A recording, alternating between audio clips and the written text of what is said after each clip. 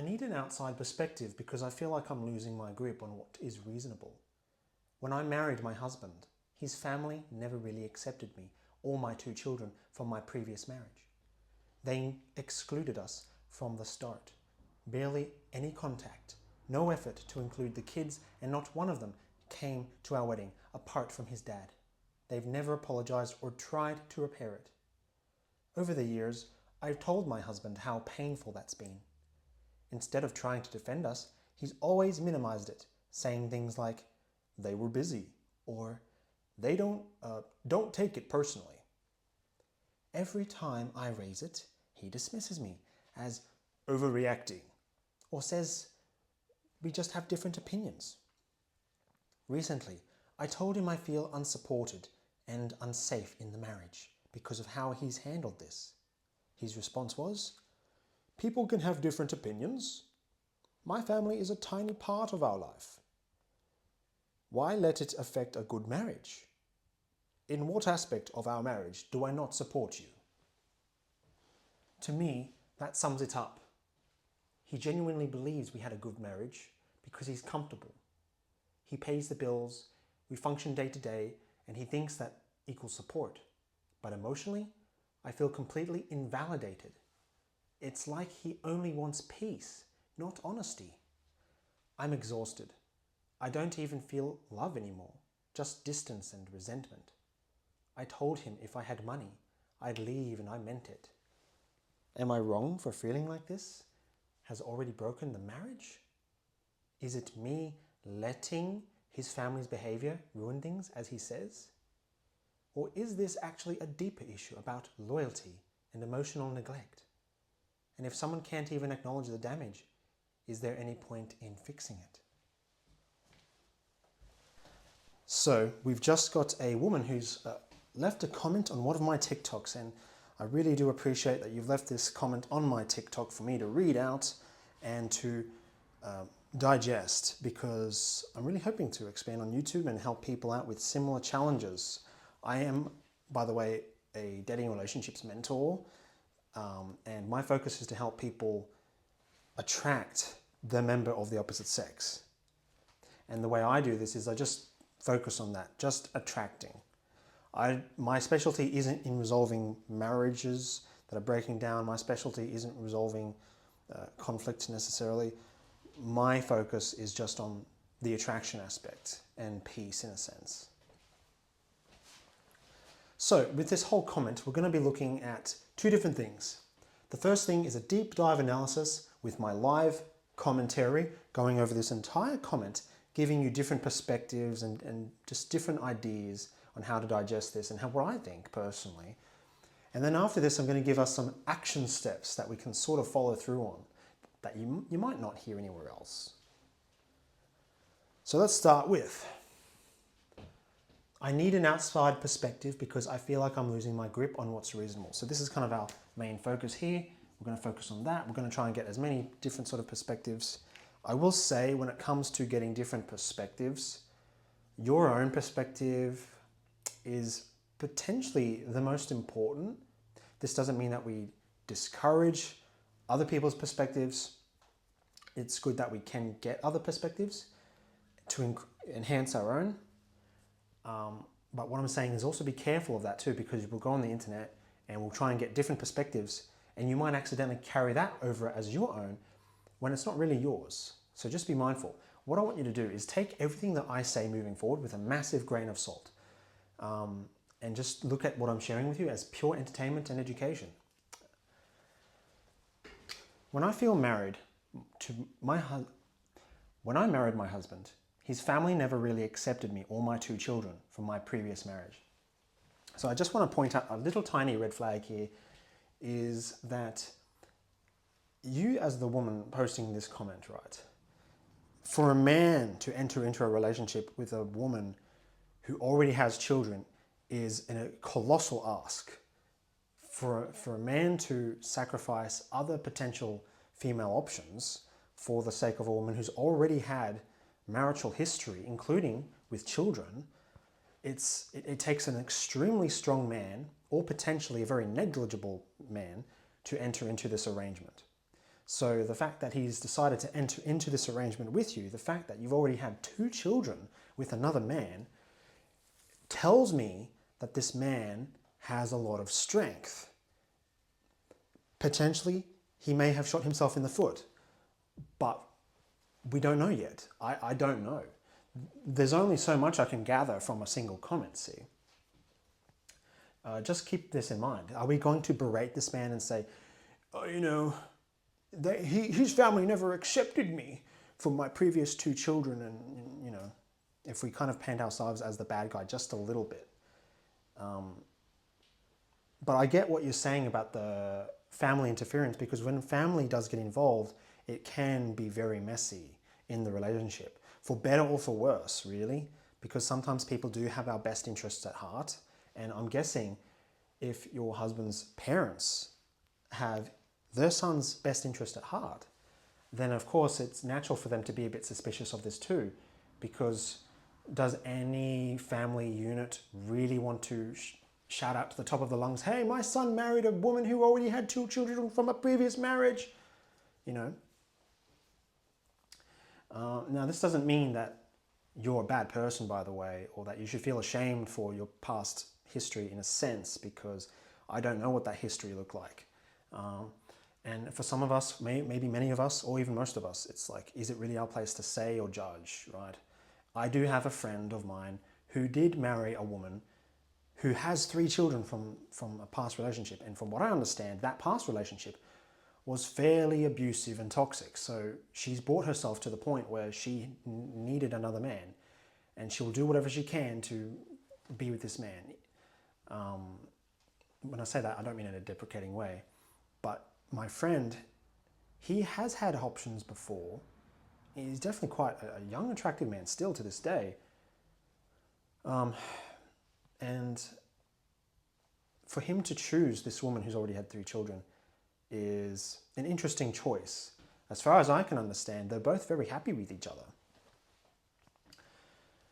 So your husband's family, they excluded us from the start, barely any contact, no effort to include the kids, and not one of them came to our wedding apart from his dad. They've never apologized or tried to repair it. This is probably the part where it's getting a little into the mechanical side of what we need to repair, because this is true. Like, okay, maybe your husband's family never put in the effort. Maybe you come from a background where it was normal to receive family support. Maybe you came from a background where this type of thing is expected, and because it wasn't delivered, that's upset you. On their end, they might see this as completely normal and okay, like absolutely nothing wrong. What are you talking about? And I have to be honest, my previous marriage as well had something similar like this as well, where it's my family was being accused of not having any interest in my own children. And it's just like, well, that's not 100% true. There is a strong interest. It's just not expressed the same way as someone who might typically think otherwise. So it could be true that there is room for improvement. It could be true that,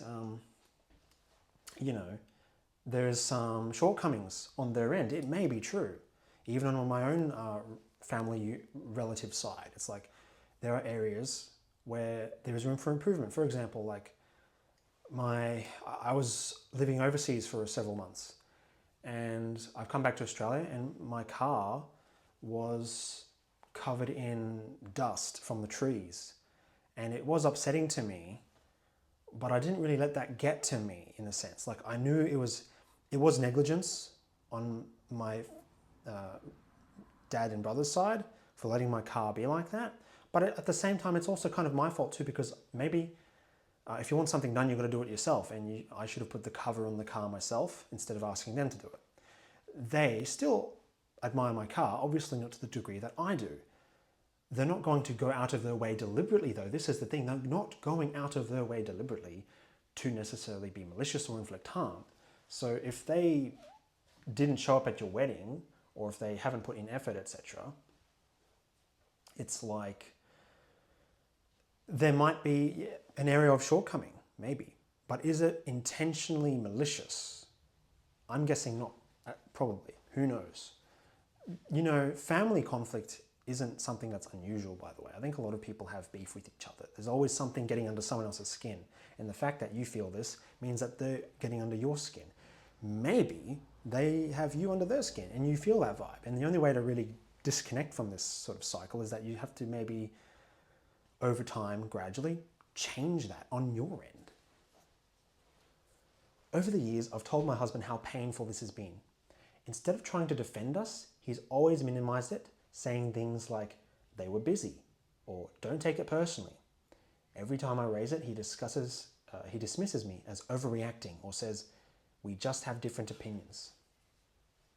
This is probably where we're going to start getting more interesting things going on here, because there's so many things we can say here. I do believe personally in the masculine, feminine, traditional role in a relationship, the biblical hierarchy, where the man is in the leading position and the wife is in the second in command position. Because if you try to, overtake the king, then there is no king. And from this, what I mean to say is, the husband, I do believe, should be taking his role seriously. And part of this masculine role does mean handling the feminine wife with care. We'll get over that a little bit more because you touch on it a little bit more. So yeah, I would agree that he should ideally handle your emotions with more care. But the problem with this as well is that not everyone knows how to do this automatically. With women in general, the general consensus is that they are naturally more emotional. And so there is, thankfully on the women's end, a lot more self-awareness and a lot more attunement to emotions. But typical men, in the general consensus, I do believe they are emotional, but obviously they're less self-aware, The real beef that I want to touch on here is, though, your story, the thing that you tell in your head. So in a sense, your husband, he acts as a stimulus. There's actually two causes for your emotions. There's the stimulus, and then there's the story. These are the two causes for your emotions, in a sense. Another way we could say this is paradigms or interpretations, or even what I like to say, this could even be a separate component, the image. What you think a relationship is supposed to look like, what you think how you should respond looks like. But for now, we're going to just not pay attention to that one, and we'll just pay attention to this one a bit more. Because this is the majority of where your feelings come from, your story, the internal tellings in your mind. The stimulus is a valid cause. So your husband, you wouldn't have any feelings if there was no husband, right? He does say verbal stuff. Emotions, you say words, for example. Some words can have serious impact on things. The pen is mightier than the sword. So you have felt pain already, right? You have felt pain already. And instead of trying to defend us, which was what you were looking for, he minimized what you were saying. And he said, they were busy, or don't take it personally. Personally, I think this is actually good advice in general. Don't take anything personally. You can read the 4 Agreements book, and that will actually help you understand what I'm talking about, because that book is a rule book that I'm going to be living by, because if you do take things personally, it will get under your skin very easily, and it will take you down the wrong river system where there's more waterfalls. You know what I'm saying? So what your husband said, don't take it too personally, is valid, but I do also understand where you're coming from, where that can feel very dismissing, because he hasn't necessarily addressed the actual problem that you're feeling. You don't feel seen or understood personally.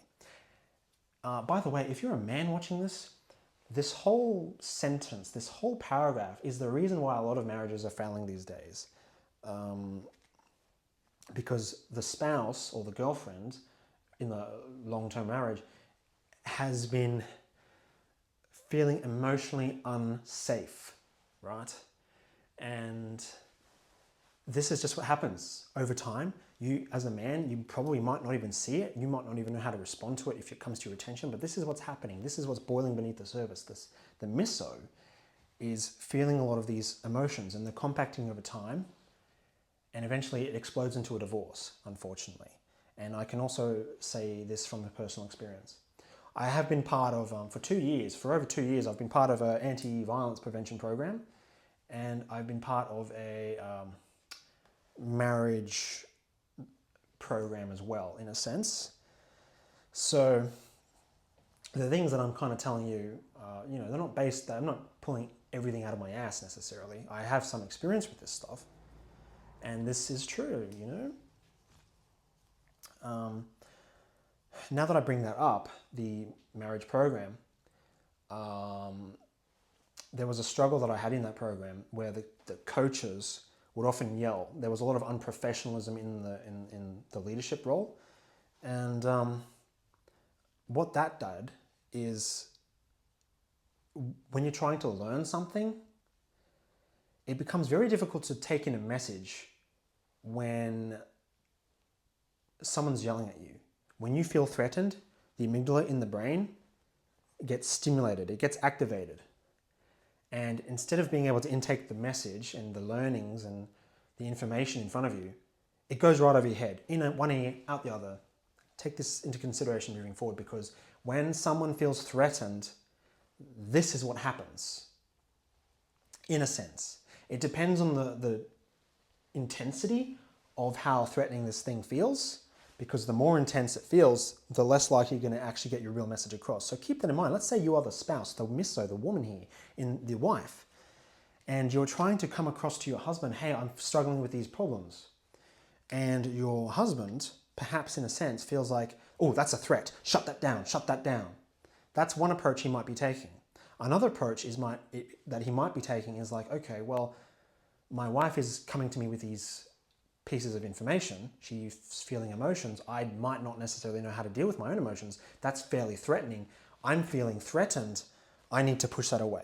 This is what I think is probably more common, where people move away from pain. This is normal. You are going to flee 10 times faster away from someone with a knife chasing after you than you are going to be chasing after a bag full of $1 million. So in my mind, your emotions, they're all precious. But who's necessarily going to be running straight towards your emotions and carrying them like a newborn baby? And it's like, you're more likely to freak out when you see something threatening. And that's what I think is happening. And this happens both ways, by the way. When you are conscious of this, you now can take effort to reduce this. I don't take that anyone in the picture is necessarily violent per se. But obviously violence would be maximizing that feeling, the amygdala. Verbal abuse is another high. But do keep in mind, there are other issues around communication like this as well. It's like a person's capacity levels. How willing and open is someone, and prepared are they able to handle this? Do they even have the knowledge and the know-how to be able to reconstruct and construct, to navigate?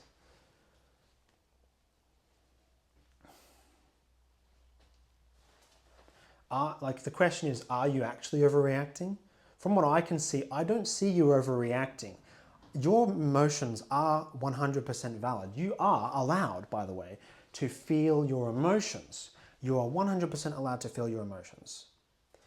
The only challenge is, are you going to act on those impulses? Because it's one thing to feel these emotions, and what happens is we always often act on those emotions.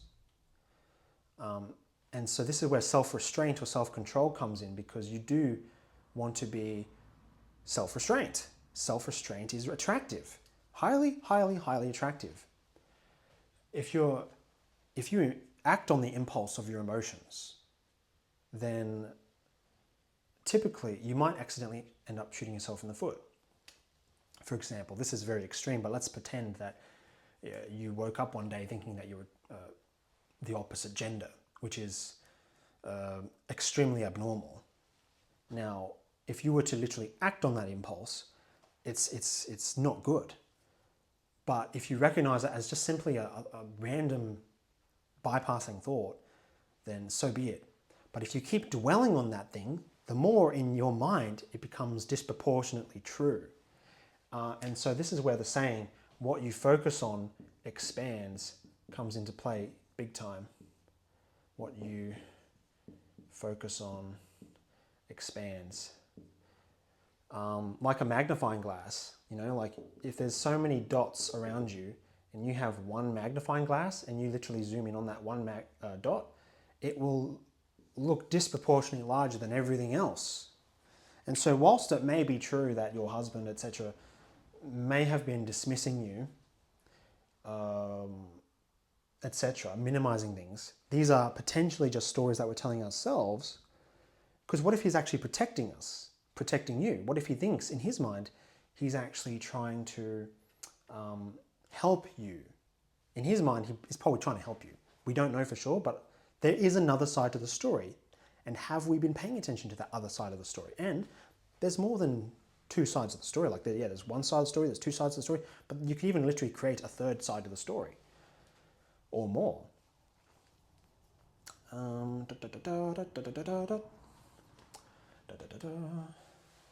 Recently, I told him I feel unsupported and unsafe in the marriage because of how he's handled this.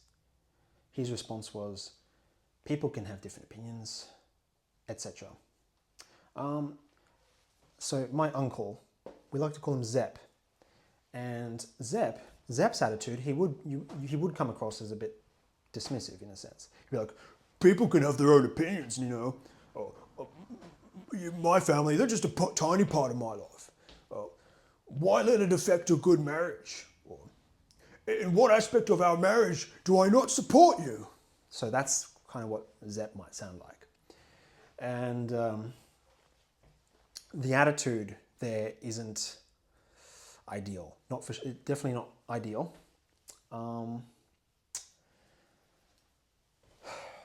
Because I can see how you would want to move away from this type of pain. You yourself are coming from a place of wanting to move away from pain, just like maybe potentially your husband wants to move away from pain. You yourself are potentially moving away from pain.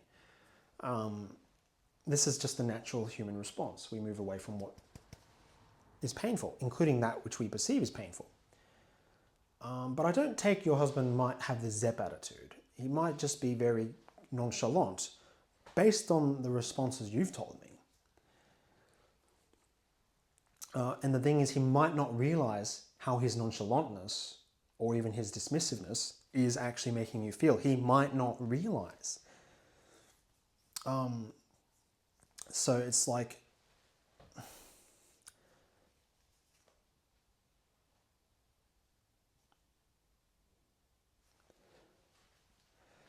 this last question that comes to mind is actually a good question. In what aspect of our marriage do I not support you? Because there are probably areas in the marriage where he does support you, and I think you've acknowledged that up there as well. But the problem is, again, men should also be paying attention to this. This is not necessarily sufficient in keeping and sustaining a healthy, happy marriage. You can't just provide shelter, food, clothing, etc. Like, those are fundamental basics, of course. But there needs to be the emotional space. There needs to be the emotional support system. And if you don't have this proper emotional sort of connection with your partner, then you might just end up feeling like roommates or like numb towards each other. You might even be in your own head sometimes. Now, as the wife, you can only do what you can on your end. From what I'm gathering here, you've tried doing things on your end. You've tried bringing things to his attention. Unfortunately, I think a typical man might not be as self-aware as you. He might not see this as a problem. And so, in a sense, it brings into question, is this really a problem? And if it is a problem, how do you get him to see or recognize that as a problem? Your unsupported emotions, etc., which I do believe is valid. It's a tricky question. And like I said before, take everything I say with a grain of salt because I don't know all the answers. I'm still learning as I go. To me, that sums it up. He genuinely believes we have a good marriage because he's comfortable. He pays the bills, we function day to day, and he thinks that equals support. But emotionally, I feel completely invalidated. It's like he only wants peace, not honesty. Let's cover this here for a sec, because there's a lot of men, right, who unfortunately, if you take the divorce route, you might inadvertently push your husband into the red pill movement. And I'm not opposed to red pill necessarily. I don't really even know, I've never indulged in it. But from what I gather, it's very manly and masculine, and it's got that vibe to it. And you might inadvertently push him in that direction, which has valid points to the red pill movement, but also has cons as well. And one of the cons is that in this so-called red pill movement, it's not really acknowledged that you felt invalidated. Not really. It's not really acknowledged that your emotions played a huge role in the downfall or the sustenance in a marriage, in a relationship. And so is that the direction you want to inadvertently push your husband? Here is a problem actually, and especially for men, is when you're too comfortable, this actually does become a problem, because you might have heard the saying, good times create weak men, whereas hard times create strong men. And really hard times, in a sense, do create strong men. And so if this guy is having it a little too easy, it can become a breeding ground for complacency. And complacency is where you're kind of stagnant. And from a scientific level, if water sits for too long, it becomes unclean. So water, in a sense, needs to keep moving and flowing. The body needs to keep moving and flowing. And so if I was in an ideal marriage or relationship, I would like to be content and happy with, in a sense, being grateful for the good things, but not necessarily complacent. It's like, oh, why do we need to grow? Why do we need to improve? It's good to live this nice, peaceful lifestyle. My grandparents live in some mountainous house in the countryside. And it's just like, do they need to be high-level entrepreneurs to live a happy life? Not necessarily. So we don't have to keep pushing for that enormous industrial vibe. But the complacency in a marriage or relationship is just like we're too comfortable in just kind of being lazy, no effort. And as a man, you might not even realize or think it like this, where you think you go to work, all this sort of stuff. It's just like that. It's kind of secondary. You're kind of a slave to material things, actually. And this actually freaks me out, because I'm not a slave. I think most people today might not realize that we're actually slaves in a new modern sense. We're slaves to our jobs. We're slaves to our assets that we're paying off. They're not actually assets. They're depreciating assets. They decrease in value, like cars. That's why it's such a bad idea to enslave yourself with something, because then you're trapped. And so someone like me, I'm like super free. I don't really owe any debt. And it's like I can literally travel all over the world if I wanted to, which I've already done on more than one occasion. And it's because I'm free.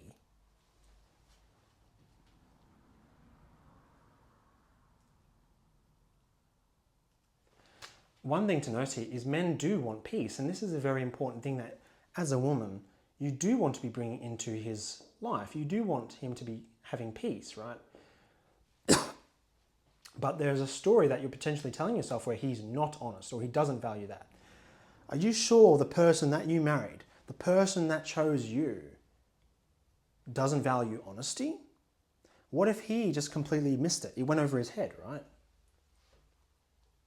What if he didn't mean to invalidate you? What if he didn't mean to dismiss you or minimize you? What if it was just the story you were telling yourself, and these stories that you were telling yourself, which is one of the primary causes of your negative emotions, is actually what's causing us to start feeling like this. It's causing us to expand on what we're looking at, and it's getting us to the point where we're starting to act. And by the way, this is a massive cycle. It just loops like that very fast. And there's more than one of these cycles, by the way, but for the sake of simplicity, we'll just draw one cycle, and it usually has two components.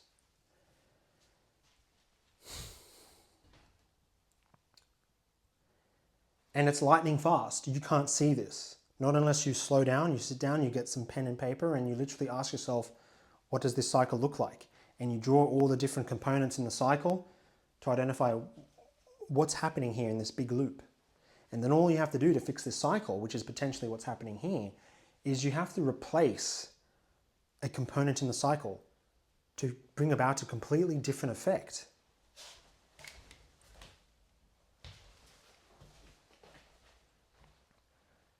And this is one of the action steps, by the way. So we've covered one action step.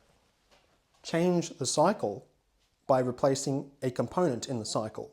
One way you can replace a component would be changing the way you feel, changing your emotion to the stimulus. So instead of feeling dismissed, instead of feeling minimized, instead of feeling invalidated, you could feel the complete opposite of that, or you could find a completely different emotion. And you'll find that if you keep ruminating on those different emotions, you might, feel different. You might start even behaving differently yourself. And your behavior, which by the way, sets the stage for your husband's behavior, will then impact you. Because what happens is, with cycles like this, there's the internal and external component. In our internal realm, there's actually two components to our internal realm. We have things in the environment that we can control, and there's our internal thoughts and emotions, etc., our identity and so forth. And when we change parts of our inner world, it affects our outer world. And just like when you throw rocks into a puddle and then you see those ripples, our internal state sends out ripples like that. And then just like echo-relocation, they bounce back to us. And we internalize that. We digest it and then we excrement it back out, and it's just a repeated cycle over and over and over again. And that happens lightning fast, by the way. It's kind of like how the eyeball literally receives trillions of different pieces of data in like milliseconds. And it's like, you don't consciously know this. It just happens. It's kind of like the law of nature. And when I'm looking at the garden outside and the flowers and the trees and people walking with the prams and dogs, it's like the only reason I can see color is because of the eyeball. Because if it wasn't for the eyeball, does color in a sense really exist? You know what I'm saying? So as you can see, these other emotions have been compiling and you're starting to feel exhausted. And when you're exhausted, I do imagine, I know what you feel like. You're in this catch-22 where you're exhausted. You can't go and you can't leave and you can't stay. And it's just like your mind is already on hyperdrive. It's just like you just want to give up and have a break and not do anything. And it is partially as a result of these big emotions that we're having. Now, I'm not denying that your husband didn't play a role in the stimulus role, because it's true that someone can inflict harmful emotions onto us, such as someone raising the voice. But this doesn't always mean it has to go downhill. You can, if you so choose to, learn or respond differently.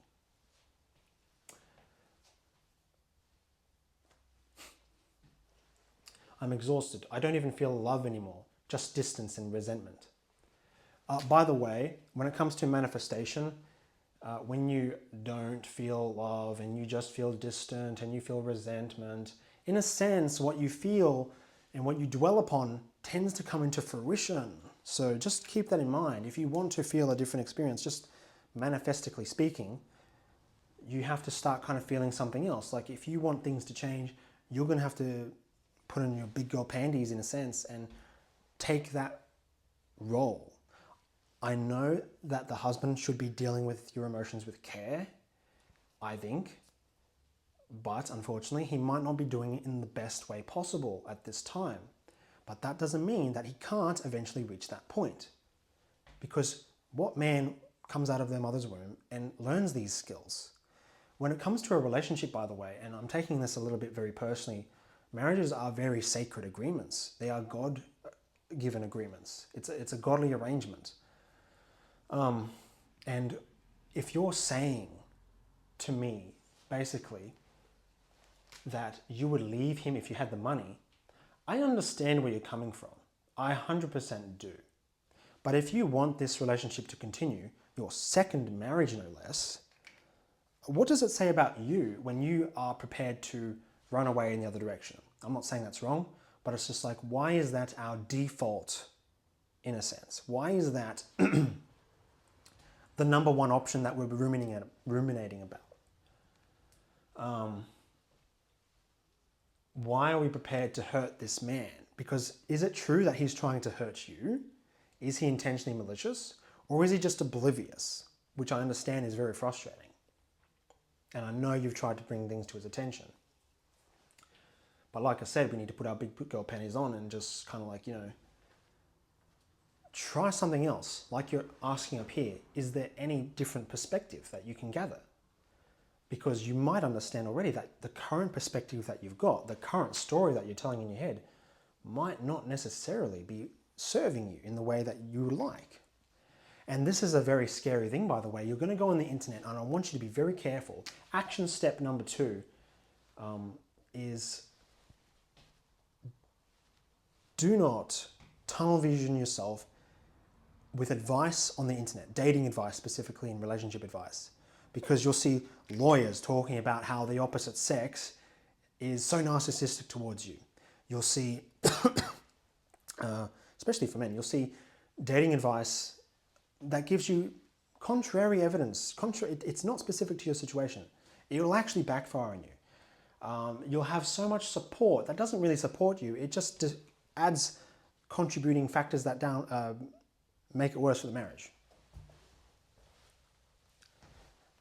For example, you'll find lots of people say, oh, you go queen, you leave that man. If that man doesn't support you, then you should leave him. It's just like, is that really a mature response? Is that really going to be healthy food for you to be digesting? Mental food. That's what a lot of the information we intake is. It's mental food. Just like how the Bible is spiritual food, the content that we surround ourselves and choose to surround ourselves with is mental food. And then we internalize that, we digest that, and we unfortunately excrement that subconsciously and even against our own will. So this is why you should avoid things such as avoidant like attachment styles on the internet, because everyone's falling under a singular umbrella which has relevant overlaps, but it completely ignores plenty of other factors that are crucial for your progress. Which is one of the factors that I'm talking about is the story. And part of the story, by the way, is that there's more than one way to skin a cat. You can choose the story. So rather than looking at a binary contrast between good and evil, you could literally fabricate, in a sense, your own story.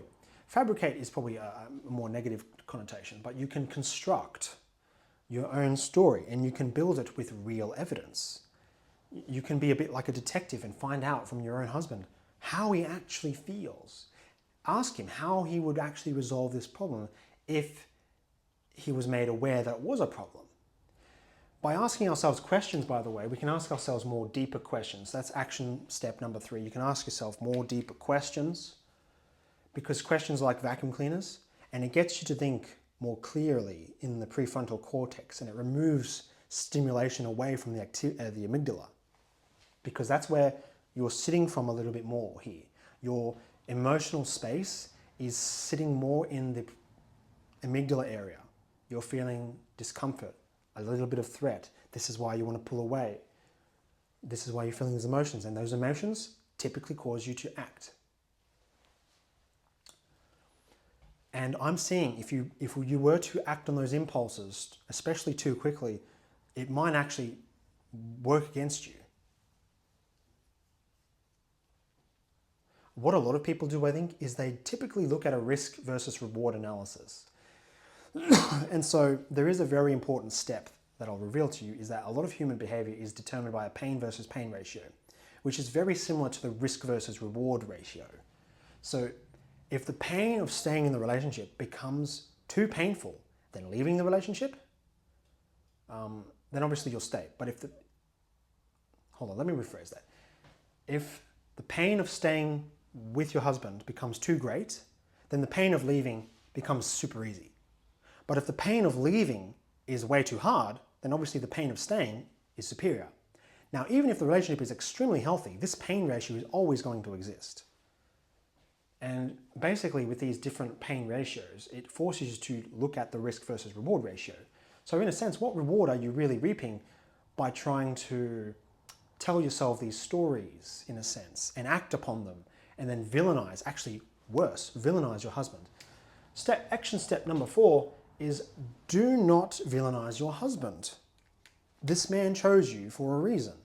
Recall what those reasons are. Why did you choose him? Reflect on those things.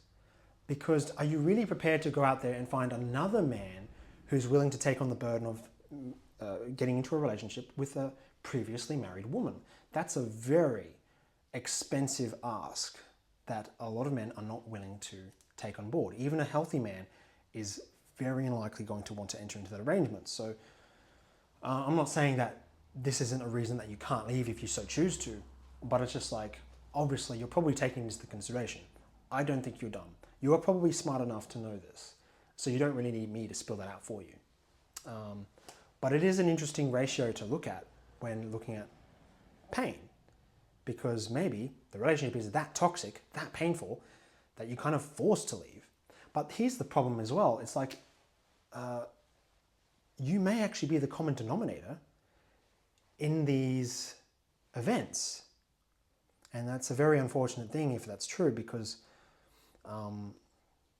it means that we have to kind of look at ourselves then, right? We have to take on the form of radical accountability.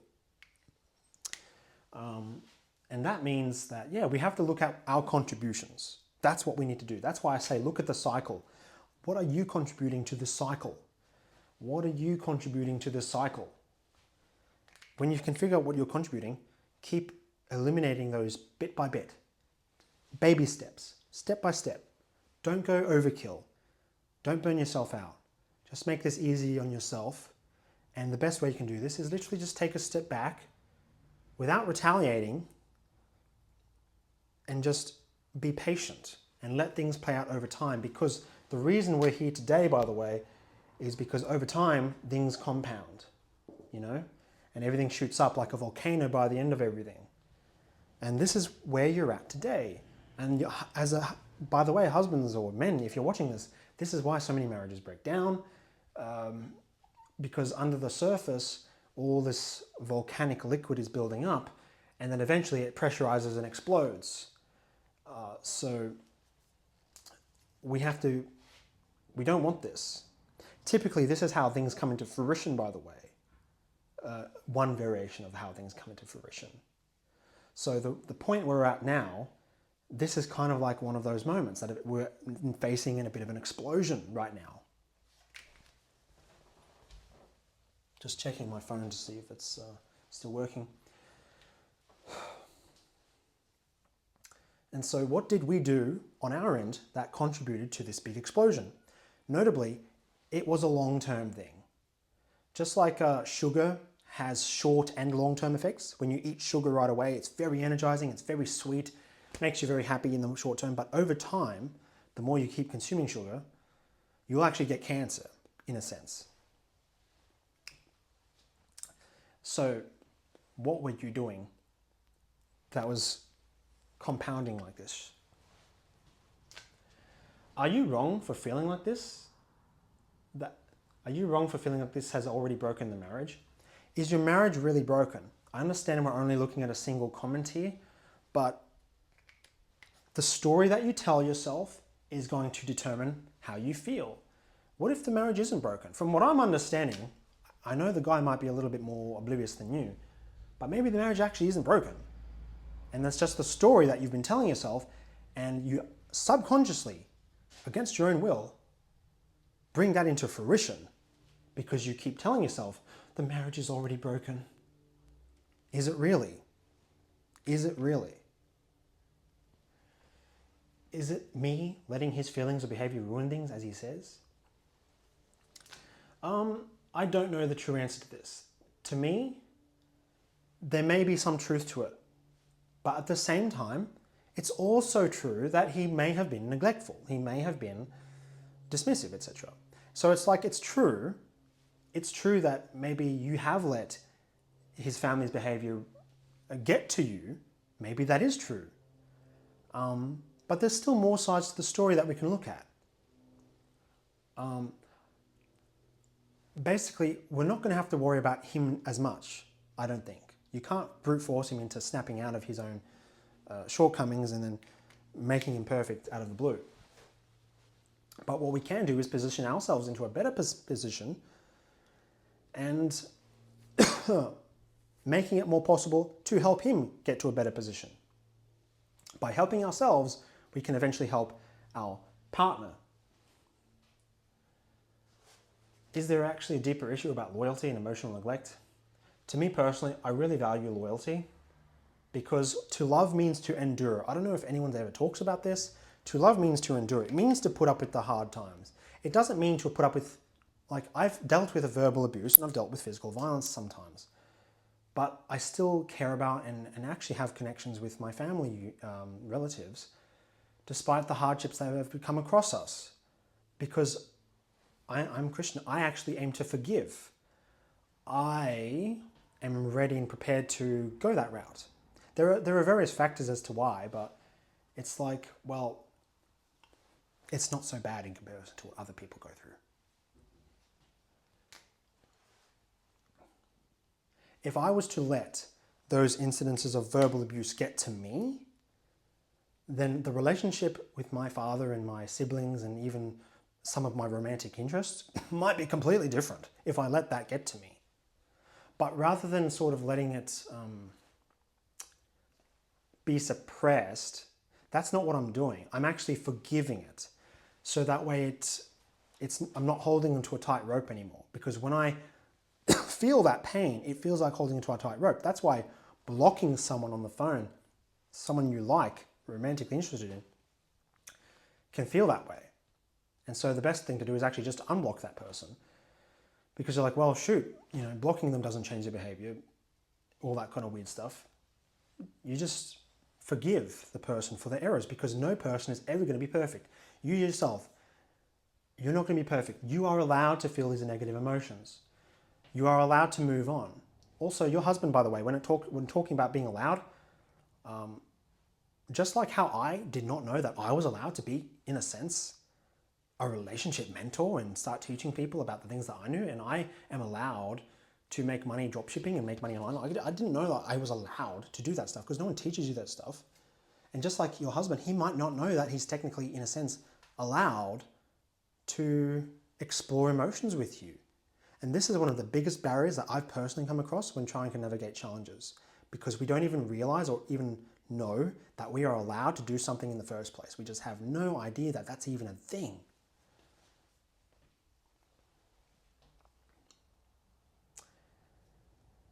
And if someone can't even acknowledge the damage, is there any point in fixing it? That's ultimately up to you, to be honest. You keep telling yourself that story, I'm 100% promise it may come into fruition. But if you tell yourself a different story, I do promise, even if the outcome is the exact same, you'll probably feel different. And if you do feel different, keep in mind, it's all about the volcano effect. Everything pressurizing over time, especially if you keep these cycles in check. And just because something doesn't go your way instantly, don't freak out. And if you, even the user who wrote this, if you'd like to reach out to me, sure, feel free. I'll just basically tell you similar stuff. I literally go over every single thing with you and I'd have a very deep dive analysis. A lot of people seem to really appreciate that. And everyone's very happy, I don't know. But this is what I do. If anyone is struggling, like marriages is not what I specialize in personally, but it's like this.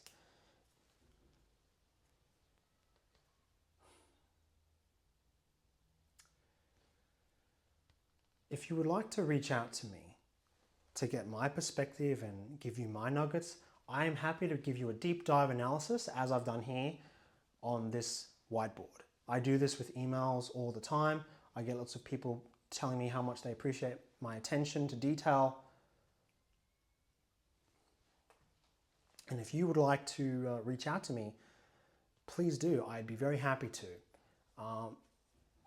By the year 2026, I'll be charging a little bit of cash just to go over your emails and call with you, because it does take me a lot of time and effort to actually digest and go through all of your emails. And I understand that we'll have to go through multiple as well. So I know, because sometimes one isn't enough. And I can help you steer yourself into a little bit of a better direction, because there is a law very similar to the volcano effect.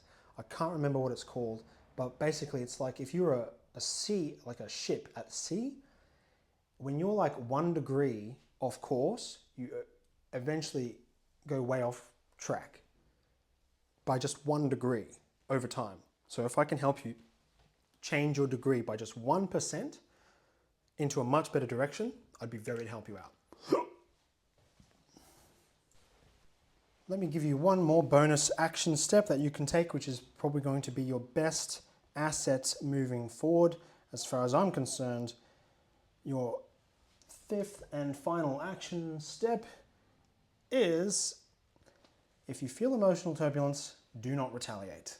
Instead, take a step back and remain calm. Breathe slowly as your new normal. I breathe slowly all the time. Do not rush anything and just relax. Why? No human decision was first preceded without an emotion. This means our emotions will prompt us to make decisions and the subsequent behavior. This means if we operate from a place of fear or worry or doubt or anger or negativity, we may feel compelled to act on and dwell upon these impulses. This means if we want to make effective, wholesome, radiant, constructive decisions, we need to be operating from a place of calm. And let me provide you a scripture that backs up what I'm saying here. Actually, it's not a scripture, it's a quote. The ability to stay calm and fetch... I don't know why I wrote that. The ability to stay calm under stress is a clear sign of power. People who cannot control their emotions are seen as weak, especially in the game of seduction. That's a quote by Robert Greene.